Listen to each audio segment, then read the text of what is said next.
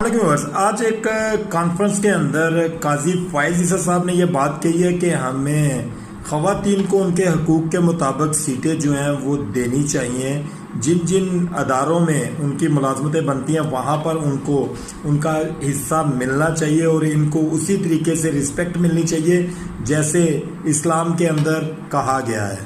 اور انہوں نے یہ بھی کہا کہ پاکستان کے اندر جو ہے وہ ظلم کو ختم کرنا چاہیے اور قانون کے مطابق فیصلے کرنے چاہیے.